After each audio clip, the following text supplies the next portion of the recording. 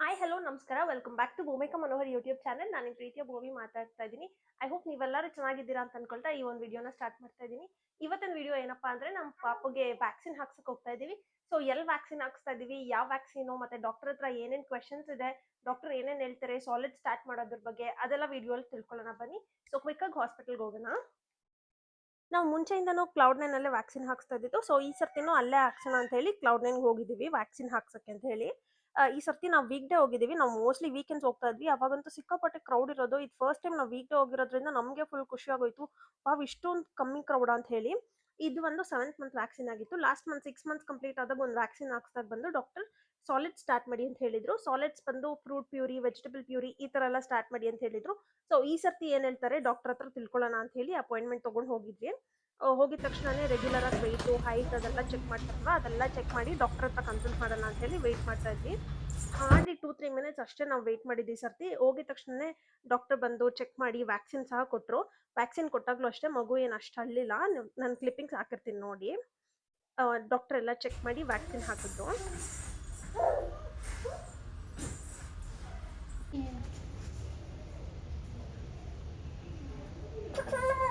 ಇಲ್ಲಮ್ಮ ಆಗೈತು ಮುದ್ದು.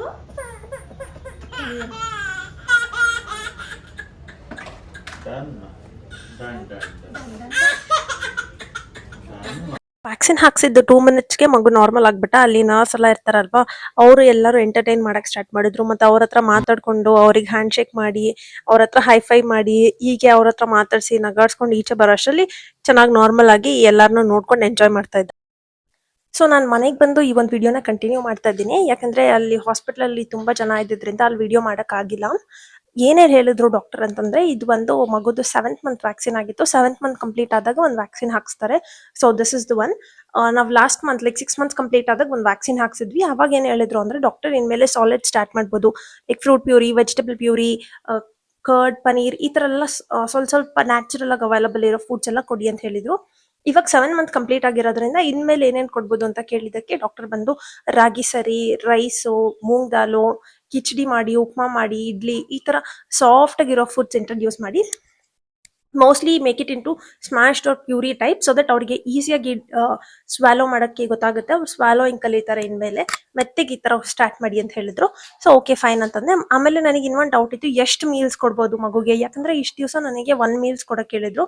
ಇನ್ಮೇಲೆ ಎಷ್ಟು ಸರ್ತಿ ಊಟ ತಿನ್ಸ್ಬೋದು ಅಂತ ಕೇಳಿದೆ. ಡಾಕ್ಟರ್ ಬಂದು 3 ಮೀಲ್ಸ್ ಅದೇ, ಲೈಕ್ ಬ್ರೇಕ್ಫಾಸ್ಟ್, ಲಂಚ್, ಡಿನ್ನರ್.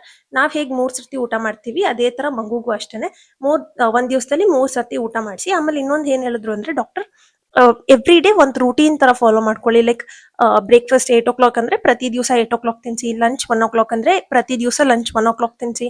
ಆಮೇಲೆ ಇನ್ನೊಂದ್ ಏನ್ ಹೇಳಿದ್ರು ಅಂದ್ರೆ ಡಾಕ್ಟರ್, ಪ್ರತಿ ದಿವಸ ಮೊಸರೆಲ್ಲ ಕೊಡಿ ಮಗುಗೆ ಚೆನ್ನಾಗಿ. ನಾನ್ ವೆಜ್ ಇಂಟ್ರೊಡ್ಯೂಸ್ ಮಾಡಂಗಿದ್ರೆ ನಾನ್ ವೆಜ್ ಮಾಡಿ ತಿನ್ಸ್ಬೋದು ಮಗುಗೆ. Like egg, fish, chicken, mutton ಈ ತರ ಎಲ್ಲಾ ತರ ಫುಡ್ಸು, ಆಮೇಲೆ ಡ್ರೈ ಫ್ರೂಟ್ಸ್ ಆಗಿರ್ಬೋದು ಎಲ್ಲದೂ ಮಗುಗ್ ಕೊಡಿ ಇನ್ಮೇಲೆ ಅಂತ ಹೇಳಿದ್ರು. So I was like okay fine, ಇನ್ಮೇಲೆ ಮಗುಗೆ ನಾವ್ ತಿನ್ನೋದೆಲ್ಲ ತಿನ್ಸ್ಬೋದು ಅಂತ ಅನ್ಕೊಂಡಿದ್ದೆ. ಬಟ್ ಏನಪ್ಪಾ ಅಂದ್ರೆ ನಾವು ತಿನ್ನೋದೆಲ್ಲ ತಿನ್ಸ್ಬೋದು. ಒನ್ ಟ್ವಿಸ್ಟ್ ಏನಂದ್ರೆ, ಮಗುಗೆ 1 year ಕಂಪ್ಲೀಟ್ ಆಗೋ ತನಕ ಸಾಲ್ಟ್ ಆಗಿರ್ಲಿ, ಶುಗರ್ ಆಗಿರ್ಲಿ, ಹನಿ ಈ ತರ ಯಾವ್ದೇ ಆಡೆಡ್ ಸ್ವೀಟ್ನೆಸ್ ಕೊಡಂಗಿಲ್ಲ. Instead of that dates use ಮಾಡ್ಬೋದು ಅಂತಂದ್ರು. It's a very good option. Because ಇವಾಗ ಹೆಂಗೆ ಅಂದ್ರೆ ಡೇಟ್ಸ್ ಪೌಡರ್ ಎಲ್ಲ ಸಿಗುತ್ತೆ, ಡ್ರೈ ಡೇಟ್ಸ್ ಪೌಡರ್ ಎಲ್ಲ ಸಿಗುತ್ತೆ. ಅದೆಲ್ಲ ನಾವು ಯೂಸ್ ಮಾಡಿ ಸ್ವೀಟ್ನೆಸ್ಗೆ ಯೂಸ್ ಮಾಡ್ಬೋದು. ಬಟ್ ಸಾಲ್ಟ್ ಏನಕ್ಕೆ ಕೊಡಬಾರ್ದು ಅಂತ ಕೇಳಿದಕ್ಕೆ ಡಾಕ್ಟರ್ ಏನ್ ಹೇಳಿದ್ರು ಅಂದ್ರೆ, ಅವ್ರ ಕಿಡ್ನೀಸ್ ಒಂದು ತುಂಬಾ ಮೈನ್ಯೂಟ್ ಆಗಿರುತ್ತೆ, ಇನ್ನು ಕಂಪ್ಲೀಟ್ಲಿ ಮೆಚೂರ್ ಆಗಿರಲ್ಲ. ಸೊ 1 year ತನಕ ಸಾಲ್ಟ್ ಅವಾಯ್ಡ್ ಮಾಡೋದು ತುಂಬಾನೇ ಒಳ್ಳೇದು ಅಂತಂದ್ರು. ಸರಿ ಅಂತಂದೆ. ಅದಾದ್ಮೇಲೆ ನನಗೆ ತುಂಬಾನೇ ಡೌಟ್ಸ್ ಇತ್ತು. ಏನಕ್ಕೆ ಅಂದ್ರೆ, ನಾನು ರೀಸೆಂಟ್ ಆಗಿ ಝಾರಾ ಹೋಗಿದ್ದಾಗ ಅಲ್ಲಿ ಕಿಡ್ಸ್ ಪರ್ಫ್ಯೂಮ್ ಅಂತ ಇತ್ತು. ಅದ್ ನೋಡಿದ ತಕ್ಷಣ ನನಗೆ ತುಂಬಾ ಆಸೆ ಆಯ್ತು, ಇಸ್ಕೊಳ್ಳೋಣ ಅಂತಂದೆ. ಆಮೇಲೆ ಇನ್ನೊಂದ್ ಥಾಟ್ ಏನ್ ಬಂತು ಅಂದ್ರೆ, ಮಗುಗ್ ಯೂಸ್ ಮಾಡ್ಬೋದಾ ಬೇಡವಾ, ಸರಿ ಒಂದ್ಸರ್ತಿ ಡಾಕ್ಟರ್ ಹತ್ರ ತಿಳ್ಕೊಂಡು ಆಮೇಲೆ ಇಸ್ಕೊಳ್ಳೋಣ ಅಂತ ಅನ್ಕೊಂಡೆ. ಲಕಿಲಿ ನಾನು ಇವತ್ತು ಡಾಕ್ಟರ್ ಹತ್ರ ಕೇಳಿದಾಗ ಅವ್ರು ಏನ್ ಹೇಳಿದ್ರು ಅಂದ್ರೆ, ನೋ, ಮಕ್ಕಳಿಗೆ ಪರ್ಫ್ಯೂಮ್ಸ್ ಯೂಸ್ ಮಾಡಬಾರ್ದು ಅಂಟಿಲ್ ಅವರು 2 years ಕಂಪ್ಲೀಟ್ ಆಗೋ ತನಕನೂ ನೀವು ಪರ್ಫ್ಯೂಮ್ಸ್ ಯೂಸ್ ಮಾಡಬೇಡಿ ಮಗುಗೆ ಅಂತಂದ್ರು. ಇನ್ಫ್ಯಾಕ್ಟ್ ಪೇರೆಂಟ್ಸ್ ಯೂಸ್ ಮಾಡಬಾರ್ದು ಅಂತಂದ್ರು. ನಾನು ಇದು ಆಕ್ಚುಲಿ ಯೂಸ್ ಮಾಡ್ತಾನೆ ಇರ್ಲಿಲ್ಲ. ಮಗು ಹುಟ್ಟಿದಾಗಿಂದನೂ ಅಷ್ಟೇ, ನಾನು ಅಷ್ಟೇ, ಮನೋನು ಅಷ್ಟೇ, ಇಬ್ರು ಪರ್ಫ್ಯೂಮ್ಸ್ ಯೂಸ್ ಮಾಡಲ್ಲ.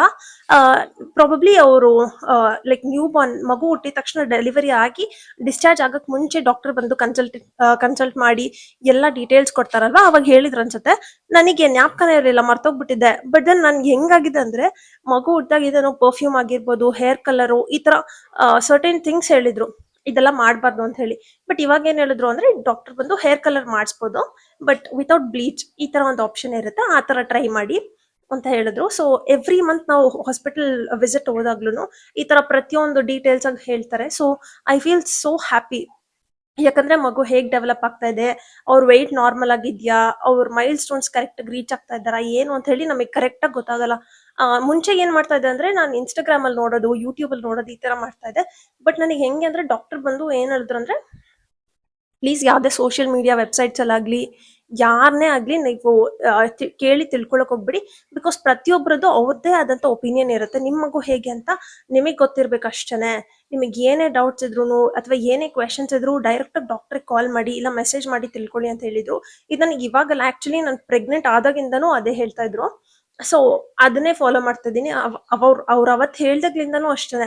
ನಾನು ಸೋಷಿಯಲ್ ಮೀಡಿಯಾದಲ್ಲಿ ಪ್ರೆಗ್ನೆನ್ಸಿ ಬಗ್ಗೆ ಆಗಿರ್ಬೋದು, ಡೆಲಿವರಿ ಬಗ್ಗೆ ಆಗಿರ್ಬೋದು, ಅಥವಾ ಮಗು ಬಗ್ಗೆ ಆಗಿರ್ಬೋದು ಯಾವ್ದನ್ನು ನೋಡಕ್ಕೆ ಹೋಗಿಲ್ಲ. ಇನ್ಫ್ಯಾಕ್ಟ್ ನೋಡಿದ್ರು ಅದ್ ನಾನು ಸೀರಿಯಸ್ ಆಗಿ ತಗೊಳಲ್ಲ. ಜಸ್ಟ್ ಲೈಕ್ ಸ್ಕ್ರಾಲ್ ಮಾಡುವಾಗ ಯಾವ್ದಾದ್ರು ಡೀಟೇಲ್ಸ್ ಬಂತ ಓಕೆ ಫೈನ್ ಅಂತ ಇಗ್ನೋರ್ ಮಾಡ್ತೀನಿ. ಅದನ್ನ ಸೀರಿಯಸ್ ಆಗಿ ತಗೊಂಡು ಓಕೆ ಅದನ್ನೇ ಮಾಡ್ಬೇಕು ಇದನ್ನೇ ಮಾಡ್ಬೇಕು ಅಂತ ಫಾಲೋ ಮಾಡಲ್ಲ. ಬಿಕಾಸ್ ನಮಗೆ ಡಾಕ್ಟರ್ ಏನ್ ಹೇಳ್ತಾರೆ ಅಂತ ಗೊತ್ತಿರತ್ತಲ್ವಾ. ಮತ್ತೆ ಅವ್ರು ಅದೇ ಹೇಳ್ತಾರೆ, ಏನೇ ಡೌಟ್ ಇದ್ರು ನನಗೆ ರೀಚ್ ಔಟ್ ಆಗಿ, ಡೋಂಟ್ ಹೆಸಿಟೇಟ್ ಅಂತ ಹೇಳ್ತಾರೆ. ಸೊ ಪ್ರತಿ ಸರ್ತಿ ವ್ಯಾಕ್ಸಿನ್ ಹೋದಾಗ್ಲೂ ಏನೆಲ್ಲ ಡೌಟ್ಸ್ ಇರುತ್ತೆ ಅವ್ರು ನೀಟಾಗಿ ಕ್ಲಾರಿಫೈ ಮಾಡ್ತಾರೆ. So I feel so happy. So ಇದಾಗಿತ್ತು ಇವತ್ತಿನ ವಿಡಿಯೋ. ಮಗುಗ್ ವ್ಯಾಕ್ಸಿನ್ ಹಾಕ್ಸಾಯ್ತು, ಮತ್ತೆ ಅವ್ನು ಮಲ್ಕೊಂಡಿದ್ದಾನೆ. And look at the time, it's already 12:15. ನಾನು ಈ ಟೈಮಲ್ಲಿ ಈ ಒಂದು ವಿಡಿಯೋನ ಮಾಡ್ತಾ ಇದ್ದೀನಿ. So that's the dedication I have. So see you all in the next one. Bye.